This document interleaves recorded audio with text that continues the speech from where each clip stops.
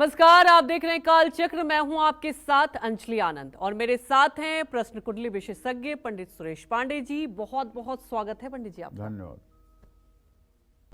आपकी हथेली में छिपा है पूजा पाठ और मंत्र जाप से किस्मत चमकाने का सबसे बड़ा राज। देखिए काल चक्र। जी हाँ, पूजा पाठ तो हम सभी करते हैं, लेकिन क्या आपको पता है कि आपकी हथेली पूजा पाठ से जुड़ा एक बहुत बड़ा राज्य खोल सकती है। कैसे आपके हाथ की रेखाएं रूठे भगवान को मना सकती है, कैसे आपके हाथ की रेखाएं आपकी पूजा पाठ को सफल बनाकर आपकी किस्मत भी खोल सकती है।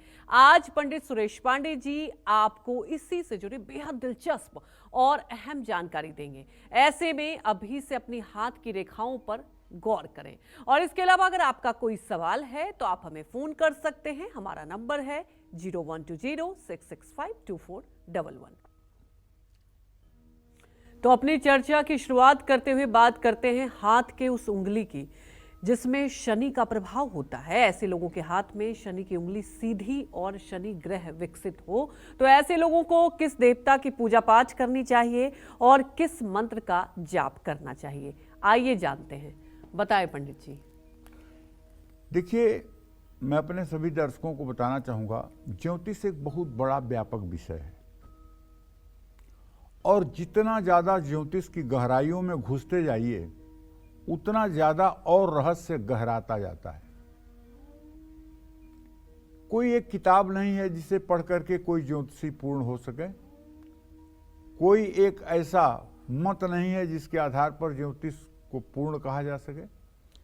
ज्योतिष के बहुत से विद्वान हुए, बहुत सी लोगों की बातें हैं और सारी चीज़ों का सामंजस्य बैठाने के बाद ही किसी के बारे में कोई फलादेश किया जा सकता है। आज हमने हाथ पर कार्यक्रम इसलिए लिया है कि ये सरल है, सहज है, समझने में आसान है और इसका उपाय चमत्कारी है और आप भी समझ सकते हैं कि आपके हाथ में स्थिति क्या है। देखिए, ये हाथ है हमारा जिसको करतल कहते हैं, हथेली भी कहते हैं और करतल भी कहते हैं। इसमें जो ये सबसे बीच वाली उंगली है, जो सबसे बड़ी उंगली है, इसको शनि की उंगली मानी जाती है और इसके नीचे का जो भाग है, स्वास्थ्य रेखा के ऊपर, हृदय रेखा के ऊपर जो इसके बीच का भाग है, जहां मैं उंगली घुमा रहा हूं, आप देखते हैं, ये शनि पर्वत कहलाता है। अगर हाथ में शनि की उंगली सीधी हो और शनि ग्रह माने ये पर्वत, शनि पर्वत विकसित हो माने फूला हुआ हो, तो ऐसे लोगों को शनि की स्तुति जरूर करनी चाहिए, क्योंकि ऐसे लोग क्रिमिनल माइंडेड हो जाते हैं। ऐसे लोग बहुत ज़्यादा आपराधिक प्रवृत्ति के हो जाते हैं। ऐसे लोगों की रुचि गलत कामों में हो जाती है। ऐसे लोग दुस्साहसी हो जाते हैं और जिसका परिणाम क्या होता है? सारी जेल क्रोध और गुस्सा से किए हुए कर्मों के परिणाम स्वरूप आज भरी हुई है।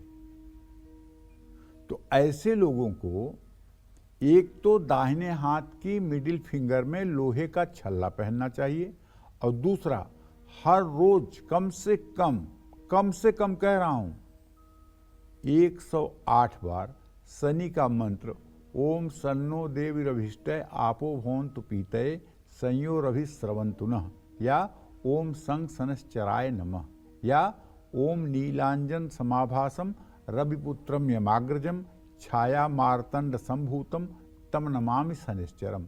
देखो, अगर ये ज्यादा उठ गया हो और आपको आर्थिक मोड़ पर बहुत ज्यादा परेशानी हो रही हो, जीवन दुश्वार हो गया हो, पैसे का अभाव हो गया हो, सारी मेहनत बेकार जा रही हो, तो पीपल के पेड़ के नीचे शनिवार को बैठ करके और कम से कम इस मंत्र का आपको 10,000 बार जप करना चाहिए। ओम संग शनश्चराय नमः। 1 घंटे में 2,500 मंत्रों का जप हो जाता है। अगर 2 घंटे सुबह 2 घंटे शाम आप पीपल के नीचे आसन लगाकर पूरब मुंह करके सरसों के तेल का दिया जलाकर ये मंत्र का जप करेंगे तो 7 शनिवार जप करते करते आपकी परिस्थिति में परिवर्तन निश्चित रूप से आ जाएगा, इसमें कोई संशय नहीं है। तो ये उंगली बीच वाली जो है, इसके नीचे का भाग आप देख लीजिए, अगर फूला हुआ है तो ठीक नहीं है, अगर ये हल्का सा दबा हुआ है तो ये ठीक है। हल्का सा दबा हुआ है तो ऐसा आदमी परिस्थितियों के अनुसार आचरण करता है। जय मां विंध्यवासिनी। तो जिन लोगों के हाथ में हृदय रेखा पर त्रिशूल बना हो, ऐसे लोगों को किस भगवान की उपासना करनी चाहिए, आइए ये भी जानते हैं। पंडित जी, जैसा कि मैंने अपने दर्शकों को भी कहा कि अपने हाथों की रेखा, आप जिक्र कर रहे थे, मैं भी अपने हाथ को देख रही थी और मुझे लगता है ये बहुत आसान तरीका भी आप बता रहे हैं। तो इसके जो आप उपाय भी बता रहे हैं वो भी इम्पैक्टफुल उतना ही होगा? हाँ, देखिए भैया, ऐसा है, अब जरा रेखाओं को आप समझ लीजिए, ध्यान से समझ लीजिए। ये देखिए हथेली है, आपको दिख रही है? हाँ, तो ये अंगूठे के बगल से ये जो रेखा चल करके नीचे तक यहाँ तक आ रही है, इसको कहते हैं जीवन रेखा। और ये जो बीचों बीच रेखा जा रही है, इसको कहते हैं मस्तिष्क रेखा। और ये जो रेखा सबसे ऊपर है और ऐसे घूमते हुए ऐसे जा रही है, इसका नाम है हृदय रेखा। ठीक है, बहुत लोगों के हाथ में आप देखेंगे कि हृदय रेखा जहाँ जाके ख़त्म होती है, वहाँ एक त्रिशूल का चिन्ह बन जाता है। ये रेखा जो है त्रिशूल के आकार की बन जाती है। ठीक है, तो ये इसका नाम क्या है? हृदय रेखा। इसको एक नाम से और जानते हैं, स्वास्थ्य रेखा के नाम से भी जानते हैं। तो जिन लोगों के हाथों में त्रिशूल बना है, ऐसे लोगों को भगवान शिव की उपासना से बहुत लाभ मिलता है। ऐसे लोगों को ओम नमः शिवाय का नियमित जप करना चाहिए, क्योंकि त्रिशूल अगर बना होगा और अगर ये त्रिशूल दोनों के मध्य में बना होगा, मध्यमा और तर्जनी के बीच में जाके बना होगा, तब तो बुढ़ापा सुखदायी होगा। लेकिन अगर शनि के नीचे ही ये बना होगा, तब तो ये है कि आपके स्वास्थ्य संबंधी समस्याएं बहुत ज़्यादा आपको प्रभावित करेंगी, सेहत से रिलेटेड समस्याएं बहुत होंगी। ऐसे लोगों को ही मानसिक बीमारी होती है और ऐसे लोगों को ही स्किज़ोफ्रेनिया जैसी बीमारी होती है। ऐसे लोग भ्रम की बीमारियों के शिकार होते हैं। ऐसे लोग छूत की बीमारी के शिकार होते हैं। अगर कोई आपके घर में आ गया तो फिर से बिना झाड़ू पोछा लगाए नहीं रहेंगी। अगर आपके बाथरूम को किसी ने यूज कर लिया तो पूरा बाथरूम बिना धोए आपका मन ठीक नहीं होगा। किसी ने आपकी नल छू लिया तो नल को बिना धोए आप नहीं रह पाएंगे। ये सब बीमारियां उत्पन्न होती हैं इन सब कारणों से। अगर ऐसा व्यक्ति, पुरुष ओम नमः शिवाय का जप करे, महिलाएं नमः शिवाय का जप करें, क्योंकि तीसरे संहिता में और शिव पुराण में 29वें अध्याय में लिखा हुआ है कि महिलाओं को नमः शिवाय का जप करना चाहिए, और जिन लोगों की जनेऊ न हुई हो उन्हें भी नमः शिवाय का जप करना चाहिए। जिनका जनेऊ संस्कार हुआ हो उन्हें ओम नमः शिवाय का जप करना चाहिए। ऐसा शास्त्र का मत है, मेरा कोई मत नहीं है। मेरा मत यही है कि जो शास्त्र कहता है वही मान लेना चाहिए, उसी में हमारी भलाई है और उसी में हमारा कल्याण है। तो जितना हम नमः शिवाय का जप करेंगे उतना ज़्यादा इस त्रिशूल का प्रभाव कम होगा, और धीरे धीरे आप देखेंगे कि अगर आप नमः शिवाय का जप अनवरत करेंगे तो साल 1.5 साल के अंदर ये त्रिशूल प्रभावहीन होकर के समाप्त भी हो जाता है। क्योंकि हाथ में छोटी छोटी रेखाएं बनती भी हैं और बिगड़ती भी हैं। अगर आप अपने हाथ को नित्य मूल्यांकन के आधार पर देखें और या अपने हाथ का आप छापा लगा करके कागज़ में रख लें और फिर 6 महीने बाद कागज़ पे छापा लगा के देख लें और दोनों हाथों का सूक्ष्म विश्लेषण करें, तो आपको बहुत से रेखाओं में अंतर नजर आएगा। इसमें कोई दो राय नहीं है। जय मां विंध्यवासिनी। तो हमारी दर्शक शिखा हरदोई से जुड़ चुकी हैं। शिखा, आप अपने सवाल लीजिए। नमस्ते पंडित जी। जी शिखा, आप सवाल पूछिए। पंडित जी सुन रहे हैं, आप सवाल पूछिए। जी, मेरा जन्म 25 सितंबर 1995 सुबह 4:45 पे हुआ था। मेरा 4 नवंबर को 2023 को केवीएस का इंटरव्यू था। पंडित जी, हमने आपसे पहले भी बात की थी, इंटरव्यू के बाद भी आपने दोनों बार हमको बताया था कि सफलता मिलेगी। आपने जो भी उपाय बताए थे हमने सब किए थे, पर मेरा फाइनल लिस्ट में नहीं हो पाया। ऐसा क्या हो गया पंडित जी? ऐसा है कि देखो, आज का प्रश्न तुम्हारा मंगल और शनि से रिलेटेड है और दोनों तृतीय एकादश की स्थिति में स्नेहा दृष्टि से इत्तिसाल हो रहा है। इसके आधार पर तो हम यही कहेंगे कि सफलता तुम्हारे साथ है। अब तुम नहीं सफल हो पा रही हो, कोई विशेष कारण हो सकता है, लेकिन ज्योतिष का जहाँ तक प्रश्न है, ज्योतिष का कहना तो यही है कि तुम सफलता के दरवाजे पर हो, सफलता से 2 कदम की दूरी पर हो। तुम्हें चाहिए कि सुंदर कांड का पाठ 100 दिनों तक लगातार सूर्यास्त के बाद हनुमान जी के चित्र के सामने बैठ करके कर लो। अगर इंटरव्यू में रह रही हो तो इंटरव्यू में भी हनुमान जी आपको निकाल देंगे। आत्मविश्वास की कमी के कारण इंटरव्यू में थोड़ा सा गड़बड़ हो रहा है तो वो चीज़ें ठीक हो जाएंगी, क्योंकि प्रश्नकाल में सूर्य व्यय भाव में है, तो इसका मतलब कि आत्मबल में कहीं न कहीं कमी आ रही है। तो अगर सुंदर कांड का 100 पाठ कर लोगी तो सफलता जरूर मिलेगी। जय मां विंध्यवासिनी। तो आगे चर्चा करेंगे और भी रेखाओं के बारे में समझेंगे, लेकिन उसके पहले हमारी एक दर्शक जयपुर से जुड़ चुकी हैं। आप अपने सवाल पूछिए। जय मां विंध्य निवासिनी पंडित जी। खुश रहो बेटा, नाम बताओ। मेरा नाम राज कंवर है। मुझे अपने पुत्र के बारे में जानना है पंडित जी। मेरे पुत्र की जन्म तिथि है 26/11/2010, शाम को 7:44 का जन्म है और जन्म स्थान है भरतपुर, राजस्थान। पंडित जी, मुझे अपने पुत्र के बारे में जानना है, इसका आगे का भविष्य कैसा रहेगा, ये कैसा इंसान बनेगा। थोड़ा सा ये जिद्दी है पंडित जी, बस इसकी आगे की लाइफ के बारे में जानना चाहती हूँ। चलो राजकंवर, मैं बताता हूँ। तुम्हारे पुत्र भाव का स्वामी शनि है, उससे द्वितीय सप्तमेश बृहस्पति और सूर्य हैं। बृहस्पति और सूर्य दोनों ग्रहों की स्थिति इस समय परस्पर चतुर्थ दशम है। तुम्हारा बेटा बहुत नेक इंसान बनेगा। इसको इंजीनियरिंग के क्षेत्र में पढ़ाई करवाना, ये बड़ा इंजीनियर बनेगा और अपने ज़िंदगी को बहुत अच्छे से संभालेगा। थोड़ा सा जिद्दी स्वभाव का है और इसकी जिद खत्म करने के लिए आपको चाहिए कि इसे एक 3 मुखी रुद्राक्ष पीले धागे में करके सोमवार को गले में धारण करवाइए, जिससे इसकी जिद कम हो, हठ न करे और सरलता इसके जीवन में आए। बाकी इसका दिमाग ठीक है, पढ़ने लिखने में अच्छा है। जितना अच्छा आप इसको माहौल देंगी पढ़ने लिखने के लिए, उतना अच्छा ये निकलेगा, इसमें कोई संदेह नहीं है। लेकिन इसकी जिद और इसका गुस्सा, ये 3 मुखी रुद्राक्ष अगर आप धारण इससे करा दें तो इससे निश्चित रूप से राहत मिलेगी। जय मां विंध्यवासिनी। तो जिन लोगों के हाथ में हृदय रेखा के अंत पर अगर एक शाखा गुरु पर्वत पड़ जाती हो, तो ऐसे लोगों को किस भगवान की पूजा कैसे करनी चाहिए, ये भी जान लेते हैं।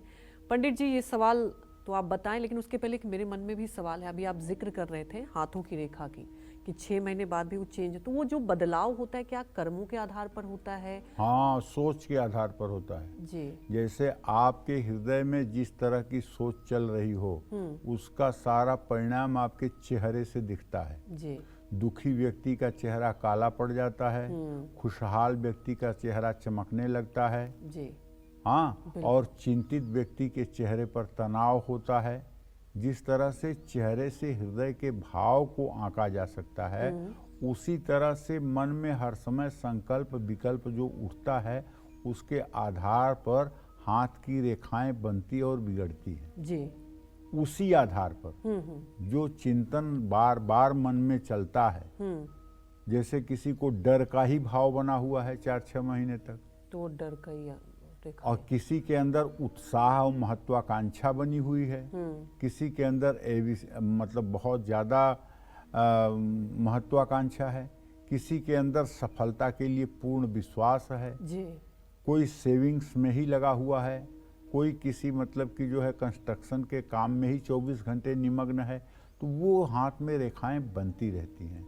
जैसे हृदय के भाव चेहरे पर आते हैं, टीवी स्क्रीन पे जैसे सारी चीजें दिखाई देती हैं, वैसे चेहरे पर सारी चीजें हृदय के भाव प्रदर्शित होते हैं। बिल्कुल। वो चाहे कितना छिपाए आदमी, लेकिन हृदय का भाव चाहे जितना बड़ा एक्टर हो नहीं छिपा सकता है, वो आ ही जाता है भाव। उसी तरह से जिस चीज को हम बारंबार सोचते हैं और जिस चीज के बारे में हमारी कल्पना शक्ति बार बार काम करती है, वो चीजें रेखाओं के रूप में परिवर्तित हो जाती हैं। ये मैंने जीवन में गंभीरता से अध्ययन किया है और पूरी जिम्मेदारी के साथ ये बात कह रहा हूँ जी। कि रेखाएं बदलती हैं। हाँ, 3 रेखाएं नहीं बदलती हैं, अच्छा। जीवन रेखा, मस्तिष्क रेखा और स्वास्थ्य रेखा, स्वास्थ्य। जिसको हृदय रेखा भी कहते हैं। अच्छा। ये 3 रेखाएं आमूल चूल रूप से जैसे हैं वैसे ही रहेंगी, बस इन पे परिवर्तन ये होता है कि इन पे कट का निशान आ सकता है जो आपके बिगड़ते स्वास्थ्य का सूचक है। इन पे कट का निशान है तो वो ठीक हो सकता है। अच्छा। जैसे जीवन रेखा अगर कटी हुई है तो उसके बगल में अगर मंगल रेखा हो गई तो जीवन मतलब कि सुरक्षित हो जाएगा। जो जीवन रेखा कटी हुई है, जो मृत्यु देने वाली दशा है, वो मतलब मंगल रेखा के कारण जीवन को आगे बढ़ा देगी। जी। इसी तरह से हृदय रेखा अगर कटी हुई है और जीवन रेखा उसके सीधे में नहीं कटी हुई है तो बीमारी होगी, आदमी हॉस्पिटलाइज होगा लेकिन बच जाएगा। लेकिन हृदय रेखा भी कटी हो और जीवन रेखा भी कटी हो तब तो वो मृत्यु का एकदम निश्चित रूप से पैगाम है, तब उसमें तो कुछ भी नहीं हो सकता है। तो कहने का मतलब ये है कि देखिए, इसी को स्वास्थ्य रेखा भी कहते हैं, इसी को हृदय रेखा भी कहते हैं। सबसे ऊपर जो है ना, इसको हृदय रेखा कह लीजिए, स्वास्थ्य रेखा कह लीजिए।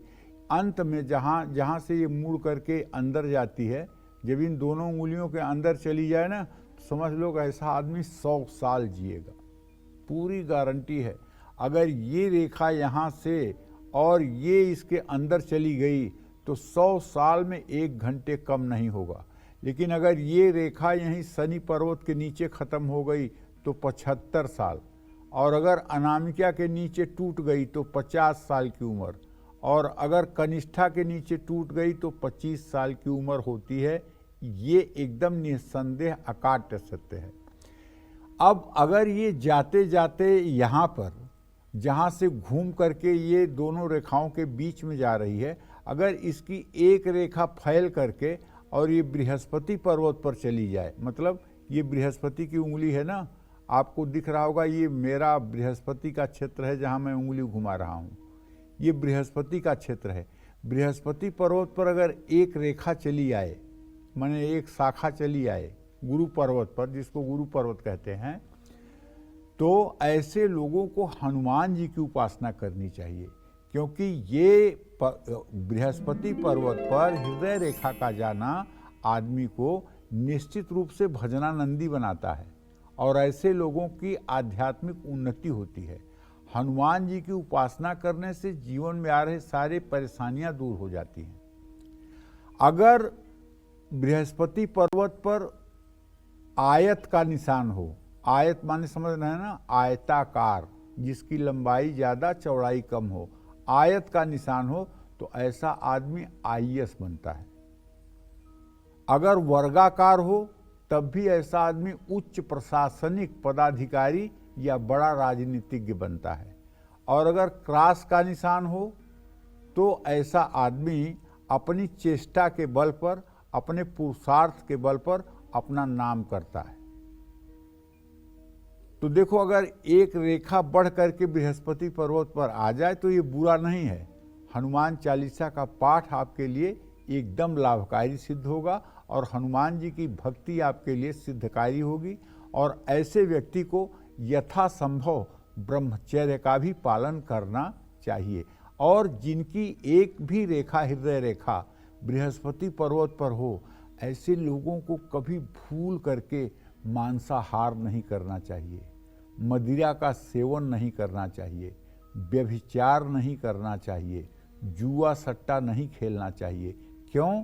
क्योंकि बृहस्पति पर्वत पर आपके हृदय का अगर संबंध है तो इसका मतलब जितना ज़्यादा आपका धर्ममय जीवन होगा उतना ही ज़्यादा सफल आपका जीवन माना जाएगा, और जितना ज़्यादा धर्म के विपरीत आपका जीवन होगा उतना ही ज़्यादा आप पतन के गर्त में चले जाएंगे।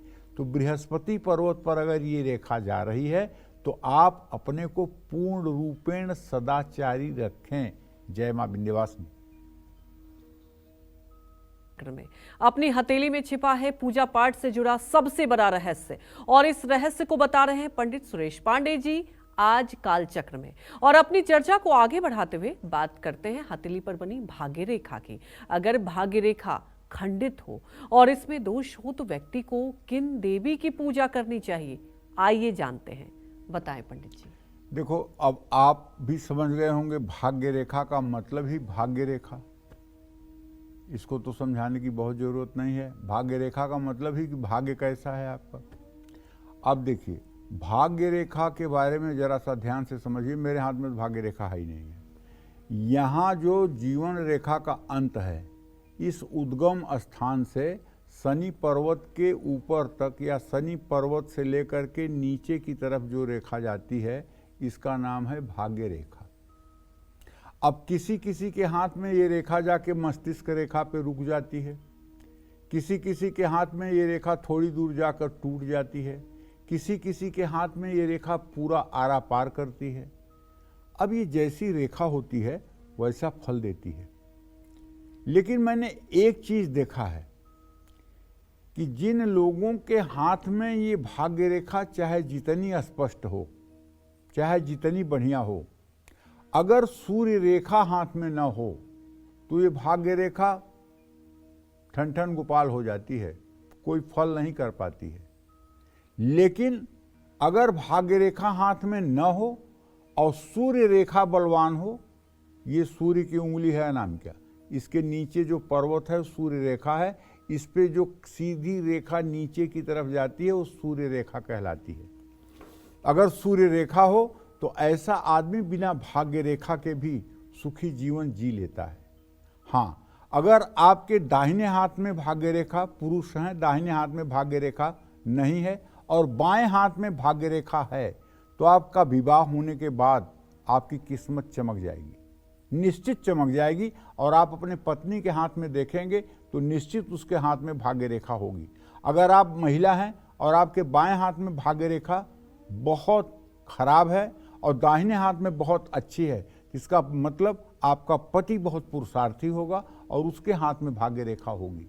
ये मिलान कर लेना चाहिए और बड़ा सच्ची बात है, इसमें कहीं भी दो राय नहीं है, ऐसा देखा जाता है। अगर भाग्य रेखा खंडित है या इस पर क्रॉस का निशान है या ये मस्तिष्क रेखा पर जाकर के रुक रही है, तो ऐसे में लक्ष्मी की पूजा नित्य जरूर करनी चाहिए। ओम महालक्ष्म्यै नमः, इस मंत्र का कम से कम 40 मिनट सुबह शाम जप करना चाहिए। श्री सूक्तम के पाठ करना चाहिए, कनक धारा स्तोत्र के पाठ करना चाहिए, लक्ष्मी गायत्री मंत्र के जप करने चाहिए और महालक्ष्मी का हो सके तो कोल्हापुर जाकर के या विंध्यवासिनी जाकर के दर्शन पूजन करना चाहिए। क्योंकि कभी कभी होता है कि जब हम पूर्व जन्म में दान पुण्य नहीं किए होते हैं, पूर्व जन्म में हमने दान नहीं किया है, पुण्य नहीं किया है, परोपकार नहीं किया है और हमें मनुष्य शरीर मिल गया है, तो इस जन्म में हमारा जीवन अभाव से गुजरता है। और अगर आपने दान किया है, पुण्य किया है, तो निश्चित रूप से यह जीवन जन्म से लेकर के मृत्यु पर्यंत सब प्रकार की संपदा से युक्त होता है। क्योंकि एक तो प्रारब्ध होता है और एक शुभ कर्म होते हैं, एक अशुभ कर्म होते हैं। दान, पुण्य, पूजा, उपासना, ये सब शुभ कर्म के अंतर्गत आते हैं और किसी की बुराई करना, किसी को नुकसान पहुंचाना, झूठ बोलना, व्यभिचार करना, ये सब अशुभ कर्म के अंतर्गत आते हैं। जिस तरह से शुभ और अशुभ कर्मों का फल हमें मिलता है, उसी तरह से पूर्व जन्म का जो प्रारब्ध है वो भी समय के साथ भोगना पड़ता है। अगर प्रारब्ध अच्छा है तो आदमी गलत मार्ग पर होते हुए भी सुख को प्राप्त करता है। उसको लोग देखकर ये कहते हैं कि देखो अमुक व्यक्ति तो इतना पाप कर रहा है तब भी कितनी अच्छी जिंदगी है, उसका प्रारब्ध अच्छा है। जिस दिन उसका प्रारब्ध समाप्त होगा उस दिन वो मुंह के बगल जमीन पे गिर जाएगा। आप उसको देख करके अपना आदर्श मत मानिए, क्योंकि ये 4 दिन की चांदनी है, फिर अंधेरा पाक होने वाला है। इसलिए शुभ कर्मों को करते रहिए और अच्छे प्रारब्ध के लिए अच्छी सोच रखिए। किसी की ऊंचाई देख करके और किसी की सफलता देख करके अपने आचरण को मत बिगाड़िए। हाँ, तो माँ लक्ष्मी की पूजा करनी चाहिए, इससे आर्थिक स्थिति को बल मिलता है, मन ठीक रहता है। और जानते हैं, जब आप महालक्ष्मी को अपनी माँ मान लें और हर समय अपने हृदय में महालक्ष्मी का चिंतन करना शुरू कर दें तो निश्चित रूप से ये आपकी माँ की ही तरह आपकी रक्षा करेंगी। लेकिन यहाँ बड़ी विडंबना है।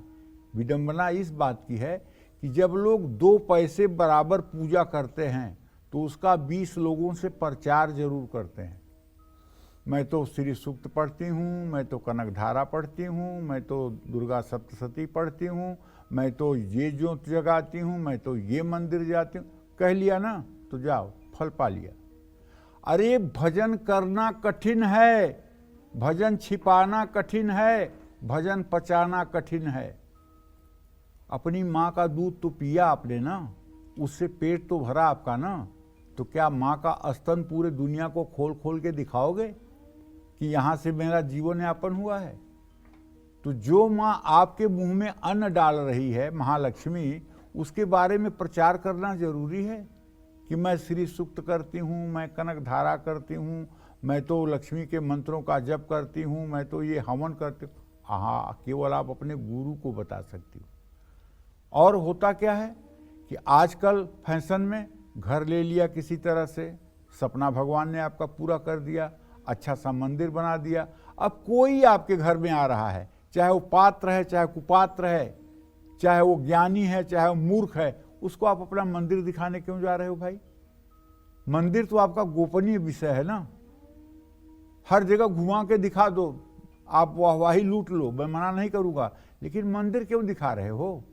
मंदिर दिखाओगे तो सामने वाला कहेगा, अरे तुमने शिवलिंग रखा है, नहीं रखना चाहिए शिवलिंग घर में। शालिग्राम रखा है, ये तो रखना ही नहीं चाहिए। घंटी रखा है, घंटी तो घर में रखना ही नहीं चाहिए। लो, सुन लो बात। अब उन्हीं की बात में पगला जाओगे और सारी पूजा पाठ चौपट हो जाएगी। इसलिए आप अपने पूजा घर में सिर्फ और सिर्फ अपने गुरु का प्रवेश होने दें और किसी का प्रवेश न होने दें, क्योंकि पूजा बड़ा ही गोपनीय स्थान है। और अगर अपने पूजा घर में ले जा करके वो आप व्याख्या कर रहे हैं कि ये चिड़िया घर है, यहाँ शेर है, यहाँ बाघ है, यहाँ भालू है, यहाँ बंदर है, तो बस हो गई आपकी पूजा। तब ऐसे ही झंझावात में पड़े रहिए और दैव को दोष देते रहिए। इसीलिए प्रेमानंद जी महाराज कहते हैं वृंदावन में कि चलनी में गैया दूहें, दोष दैव के दें। मतलब चलनी जिसमें मतलब कि औरतें देखती हैं चंद्रमा को, उसमें अगर गाय आप दूहेंगे तो गाय का सारा दूध तो नीचे गिर जाएगा और आप भगवान को दोष दीजिए कि भगवान तो कुछ कर ही नहीं रहा है। तो आप जब अपने पूजा स्थान को ही सबको दिखाने में निमग्न हैं तो आपको फल क्या मिलेगा? इसलिए ये बड़ा गोपनीय और रहस्यमय विषय है, सबको जानना चाहिए और अपने पूजा स्थान को सबको नहीं दिखाना चाहिए। पूजा स्थान के बारे में अगर कोई चर्चा भी करे तो कहना चाहिए कि अरे हम कोई पूजा पाठ थोड़ी करते हैं, आलस्य में सने पड़े रहते हैं और ये पापी मन कहाँ पूजा कर पाता है। ऐसे भगवान जी को रख लिए। मत बताओ किसी से कि मैं कितने घंटे पूजा करता हूँ, क्या करता हूँ, क्या नहीं करता हूँ। बताओगे तो भजन चली जाएगी। जय मां विंध्यवासिनी।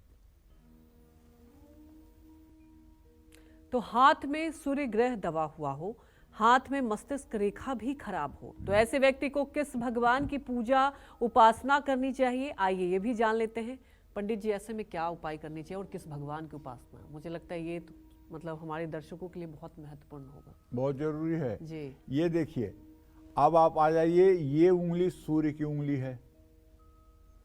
अगर इस इकलौती उंगली में 10 उंगलियों में केवल इसी उंगली में आपके चक्र का निशान हो, यहाँ ऊपरी पूर्व पे देखोगे ना, गोला गोला चक्र का निशान हो, अगर चक्र का निशान हो तो ऐसा व्यक्ति अगर किसी भिखारी के यहाँ भी पैदा हो तो उसका भी जीवन चक्रवर्ती राजा की तरह होता है। ये मैं अनुभव कह रहा हूं, 100% सच कह रहा हूं, आप अपना हाथ मिला के देख लीजिए। क्योंकि अनामिका में सूर्य की उंगली में चक्र का होना मतलब व्यक्ति को राजा के बराबर सुख देता है। और इसके नीचे का जो स्थान है ये सूर्य पर्वत कहलाता है। हल्का सा इसका दबा होना ठीक होता है और इस पर जो रेखा होती है, अगर सीधी और दोहरी रेखा हो तो ऐसा आदमी तो सरस्वती का पुत्र होता है। लेकिन अगर ये रेखा कटी हुई हो या नीचे से चली हुई हो तो एक तो पढ़ाई बर्बाद होती है, दूसरा ऐसा आदमी अगर क्रॉस का निशान हो इस रेखा पर तो भारी बदनामी का शिकार होता है, बहुत बदनामी हो जाती है। चोरी का आरोप लगता है, चरित्र का आरोप लगता है, अपराध का आरोप लगता है। अगर सूर्य रेखा कटी है तो बदनामी होकर रहेगी, इसमें कोई दो राय नहीं। और शिक्षा में तो सफलता मिल ही नहीं सकती है अगर ये रेखा कटी हो तो, और अगर ये रेखा सही हो तो शिक्षा में ऐसे आदमी को कोई रोक ही नहीं सकता। अगर नहीं पढ़ा लिखा आदमी होगा तब भी उसके दिमाग का कोई टक्कर कर ही नहीं सकता। हाथ में मस्तिष्क रेखा भी खराब हो, देखो ये है मस्तिष्क रेखा, ये जितनी सीधी इसके साथ जाएगी उतना आदमी निष्कपट होगा, और जितनी ये नीचे जाएगी उतना आदमी इमोशनल होगा, क्रोधी होगा।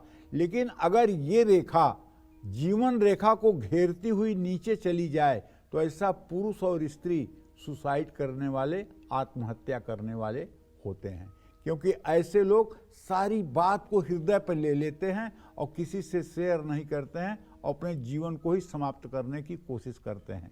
जिन भी हाथों में ऐसी रेखा हो ऐसे लोगों को अपना उपाय जरूर करना चाहिए। क्या करना चाहिए? सूर्य की उपासना करना चाहिए। सूर्य से आत्मबल बढ़ता है, सूर्य की उपासना से। ओम कृष्णेन रजसा वर्तमानो निवेशयन्न मृतं मृतं च हिरणेन सविता रथेन देवो जाति भुवनानि पश्यन्न। इस मंत्र का 10 माला जप कम से कम 3 साल तक करना चाहिए। अगर जीवन रेखा को घेरती हुई मस्तिष्क रेखा हो तब ये आत्महत्या योग दूर होता है। और सूर्य देव को नित्य जल चढ़ाना चाहिए। सूर्य देव की उपासना के साथ साथ माँ सरस्वती की पूजा उपासना और गायत्री मंत्र का भी जप करना चाहिए। जय माँ विंध्यवासिनी।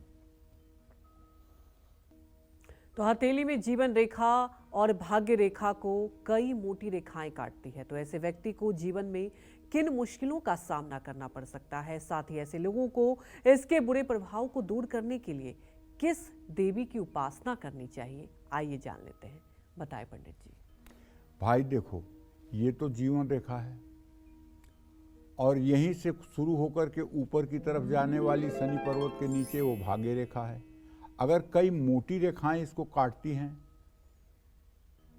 तो ऐसे व्यक्ति के जीवन पे तो कदम कदम पे रुकावट, कदम कदम पे समस्या, कदम कदम पे परेशानी आती है। अगर ऐसा प्रारब्ध है तो कम से कम ऐसे आदमी को 12 वर्ष तक महालक्ष्मी की उपासना करनी चाहिए। और सच्ची बताऊं तो श्री सूक्तम के 16 मंत्रों का 16 बार सुबह 16 बार शाम पाठ करना चाहिए। और तांबे के हवन कुंड में आम की लकड़ियां रख करके और गाय के घी से चांदी के चम्मच से श्री सूक्तम के 16 मंत्रों को बोलते हुए 16 आहुति नित्य प्रातः सायं हवन करना चाहिए। तब जा करके आपका मनुष्य जीवन बनेगा, तब जाकर के समाज में आपकी स्थिति ठीक होगी। 1-2 दिन की उपासना से कुछ नहीं होगा, कम से कम ये उपासना 12 साल तक चलनी चाहिए। ये उपासना के बिना पूरा जीवन यातनामय रहेगा और बहुत मेहनत करने के बाद आप अपनी पारिवारिक जिम्मेदारियों को नहीं उठा पाएंगे। बिहस कहेउ रघुवंश कुमार, विधि के अंक को मेटन हार। ये विधि का अंक है, इसको मिटाना है तो तपस्या करनी पड़ेगी। जय मां विंध्यवासिनी। तो जिस व्यक्ति के हाथ में जीवन रेखा टूटी हुई होती है, ऐसे लोगों के जीवन पर कौन से संकट आ सकते हैं, साथ ही ऐसे लोगों को किस भगवान की पूजा करनी चाहिए, आइए ये भी जान लेते हैं पंडित जी से। बताएं पंडित जी। देखो, जिस व्यक्ति के हाथ में ये जीवन रेखा है ना, चलते चलते ये रुक गई और फिर दूसरी अगल बगल से होकर के चल गई, तो ये जिस उम्र में होगी ना उस उम्र में मृत्यु तुल्य कष्ट मिलेगा ही, इसमें कोई दो राय नहीं है। आप उम्र कैसे अंदाजोगे? ये उंगली जरा टेढ़ी करो, इसकी हड्डी को पकड़ो तो 25 साल। ये उंगली टेढ़ी करो, इसकी हड्डी को पकड़ो 50 साल। ये उंगली टेढ़ी करो, इसकी हड्डी जहाँ मिल जाए वहाँ 75 साल, ये उंगली टेढ़ी करो, इसकी हड्डी जहाँ पकड़ो 100 साल। तो इसी तरह से आयु का अनुमान करो। अगर जीवन रेखा कटी हुई है तो दुर्घटना, एक्सीडेंट, मृत्यु का भय रहेगा। लेकिन अगर बगल में मंगल रेखा चल करके वो बिना कटे हुए नीचे जा रही है तो परेशानी तो होगी लेकिन जीवन सुरक्षित रहेगा। ऐसे लोगों को भगवान शिव की उपासना करनी चाहिए। शिवालय में जा करके महामृत्युंजय मंत्र का 10 माला जप कम से कम 1 वर्ष तक करना चाहिए और शिव स्तोत्र का पाठ करना चाहिए। ऐसे लोग भगवान शिव की आराधना में निरंतर लगे रहें। सकलय मंगल मेटन हारी, भाव्यु मेटि सकहि त्रिपुरारी। भगवान शिव तो सब कुछ कर सकते हैं यार। ये अल्पायु योग हो और चाहे कितना बड़ा कुयोग हो, अगर आपने भगवान शिव की शरणागति ले ली है तो आप मान के चलिए कि आप अमर हो जाएंगे, इसमें कोई दो राय नहीं है। और हर समय ओम नमः शिवाय का जप करने से भी लाभ मिलता है। जय मां विंध्यवासिनी। हथेली में हृदय रेखा खंडित हो और हृदय रेखा से काफी सारी शाखाएं मस्तिष्क रेखा पर भी आ रही हो, तो ऐसे लोगों को किस देवी की उपासना करनी चाहिए, आइए ये भी जान लेते हैं। देखिए, ये है हथेली की हृदय रेखा। अगर इस पे जाल बना रहेगा ना, जव का निशान बना रहेगा, तो ऐसा आदमी पेट के रोग से हर समय ग्रसित रहेगा। अगर शुरू में 2-3 रेखाएं इसमें जुड़ी होंगी तो ऐसे आदमी का बचपन बहुत बीमारी से बीता होगा। और अगर इस पे यव की रेखाएं बनी होंगी, जैसे जव का आकार होता है ना, ऐसे बना होगा, तो ऐसा आदमी एसिडिटी, गैस का भयंकर बीमार होगा। तो हृदय रेखा से अगर सारी शाखाएं मस्तिष्क रेखा माने नीचे वाली रेखा की तरफ आ रही हों तो ऐसे लोगों का मन बहुत विचलित रहता है। ऐसे लोगों की निर्णय क्षमता भी बिल्कुल शून्य होती है। ऐसे लोगों को माँ दुर्गा की उपासना करनी चाहिए और नवार्ण मंत्र का 10 लाख जप करना चाहिए। ओम ऐं ह्रीं क्लीं चामुंडाय विच्चे नमः, इस मंत्र का 10 लाख जप करने से ही लाभ मिलता है, थोड़े बहुत पूजा करने से लाभ नहीं मिलता है। दुर्गा सप्तशती का किसी विज्ञ आदमी से पूरा रहस्य समझ करके तब नित्य पाठ करना चाहिए। दुर्गा सप्तशती के 700 मंत्र 700 सिद्ध मंत्र हैं। अरे गहरे किसी ऐसे पंडित पुजारी से समझ करके पूजा नहीं करनी चाहिए। जो मर्मज्ञ हो दुर्गा सप्तशती का, उससे पाठ करने की विधि सीख करके और तभी पाठ करना प्रारंभ करना चाहिए, क्योंकि दुर्गा सप्तशती में पाठ में थोड़ी सी भी गलती नुकसानदेह हो सकती है। जय मां विंध्यवासिनी। चलिए अब पंडित जी से उन लोगों के बारे में जानते हैं जिन लोगों के हाथ में भाग्य रेखा बहुत लंबी है, जीवन रेखा गोल है। ऐसे लोगों को किस भगवान की पूजा करनी चाहिए, बताएं पंडित जी। देखो भैया, भाग्य रेखा बहुत लंबी है और कटी हुई नहीं है। यहाँ से शुरू हुई है यहाँ तक, तो आप सोने का कटोरा लेकर पैदा हुए हो, आप धनवान के पुत्र हो, धनवान रहोगे और हर समय वैभव आपके साथ रहेगा। लेकिन अगर ये जीवन रेखा गोल है, सीधी नहीं गोल है, और हृदय रेखा खूब सुंदर है, देखने में अच्छी लग रही है, तो ऐसे लोगों को प्रभु श्री राम की पूजा करनी चाहिए और निष्काम भाव से करनी चाहिए। क्योंकि आपके पास तो सब कुछ है, केवल अगर नहीं है तो भक्ति नहीं है। बस प्रभु श्री राम की पूजा करके बारी मथे घृत होई बरु, सिकता ते बरु तेल, बिनु हरि भगत न हरि मिलहि, भव तरीय यह सिद्धांत अपेल। कहने का मतलब ये है कि हो सकता है कि पानी को मथने पे घी निकल आए, हो सकता है बालू को पेरने पर तेल निकल आए, लेकिन बिना हरि भगजन के भवसागर से पार नहीं उतरोगे। और ये रेखाएं अगर हैं तो आपके पास धन भी है, यश भी है, प्रतिष्ठा भी है, वैभव भी है, सब कुछ है, केवल नहीं है तो हरि कृपा। तो हरि कृपा पाने के लिए श्री राम चरणारविंद में अपने आप को समर्पित कर दीजिए। राम स्तुति करिए, राम रक्षा स्तोत्र का पाठ करिए, राम दरबार की पूजा करिए और हर समय ओम राम रामाय नमः, ये भगवान राम का तारक मंत्र है, इसका यथासंभव जप करिए। जय माँ विंध्यवासिनी। चलिए अपने इस खास सेगमेंट की बात करते हैं और आज पंडित जी आपको इन 5 पौधों के बारे में बताएंगे जो आपका बैंक बैलेंस बढ़ा सकते हैं, साथ ही आपकी किस्मत भी चमका सकते हैं। कौन से हैं वो पेड़ पौधे, आइए जान लेते हैं पंडित जी से। बताएं पंडित जी। देखिए, घर में मनी प्लांट की बेल लगाने से समृद्धि बढ़ती है। कहते हैं जिस घर में मनी प्लांट होता है उस घर में कभी रुपए पैसे का अभाव नहीं होता है। ये मैंने प्रैक्टिकल भी देखा है। लेकिन मनी प्लांट का पौधा हर समय साउथ ईस्ट अग्निकोण में ही होना चाहिए। अगर अग्निकोण के अलावा इसको आपने ईशान कोण में गलती से रख लिया है तब ये आपके लिए बहुत घातक होगा। इसलिए आपका जहाँ भी मनी प्लांट का गमला है उसको देखिए और उसको साउथ ईस्ट के डायरेक्शन में ही रखिए और कोशिश करिए कि वो जमीन पर न फैलने पाए, वो ऊंचाई पर जाए। ये सबसे उत्तम स्थान है। अग्निकोण के देवता भगवान गणेश हैं, प्रतिनिधि ग्रह उसका शुक्र है। मनी प्लांट की तरह ही एक जेड प्लांट होता है, उसको भी घर में लगाने से धन बढ़ता है। घर में सफ़ेद पलाश का पौधा भी धन को आकर्षित करता है, लेकिन बड़े मुश्किल से सफ़ेद पलाश मिलता है। ये बड़े आसानी से नहीं मिलता है, भाग्यशील लोगों को मिल भी जाता है, ऐसा नहीं है कि नहीं मिलता है। घर में लगा कनेर का पौधा भी आमदनी को बढ़ाता है, लेकिन ध्यान रखिएगा कनेर का पौधा ठीक दरवाजे के सामने नहीं होना चाहिए। अगल बगल तो कहीं हो सकता है, शुभकारी होगा, लेकिन ठीक दरवाजे से उसका भेद नहीं होना चाहिए। ये शास्त्रों में निषेध किया गया है। कनेर का पौधा देवी लक्ष्मी का प्रतीक माना जाता है। ऐसे में सफ़ेद कनेर का पौधा घर में लगाने से माँ लक्ष्मी का स्थायी वास होता है।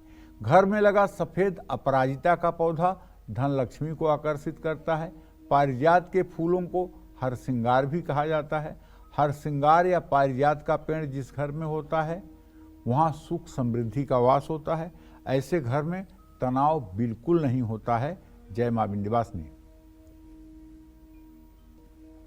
तो आज हमारे दर्शकों को इतनी महत्वपूर्ण जानकारी देने के लिए पंडित जी आपका बहुत बहुत धन्यवाद। उम्मीद करते हैं आपको हमारा विषय बहुत पसंद आया होगा। कल फिर एक नए विषय और आपकी परेशानियों को दूर करने के लिए ढेरों उपाय लेकर आएंगे हम पंडित सुरेश पांडे जी के साथ।